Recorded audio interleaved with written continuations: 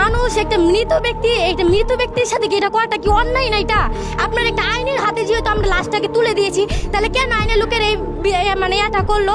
Senior আপুর যেহেতু একটা ইয়ার জন্য মারা গিয়েছে, সে আত্মহত্যা করেছে, তার কেন এই লাশের সাথে সে ধর্ষণ করলো?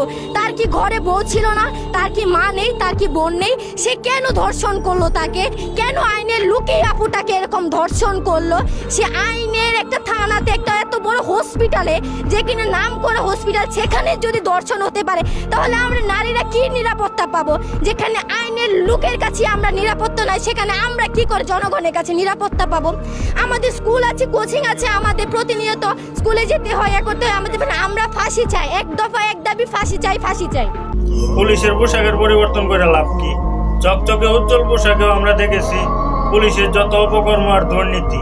এমন একটা দেশে জন্ম নিছি যেখানে কোনো নিউজ দেখে অবাক হওয়ার কিছু নেই। এমন কোনো অপরাধ নাই যেটা বাংলাদেশে হয়নি। একটু চিন্তা করে দেখুন তো, আপনার সন্তান কোথায় নিরাপদ? হোক সেটা ছোট্ট শিশু থেকে 80 বছরের বৃদ্ধ। আপনাদের কাছে প্রশ্ন, মানুষ কি করে হতে পারে এতটা নিকৃষ্ট?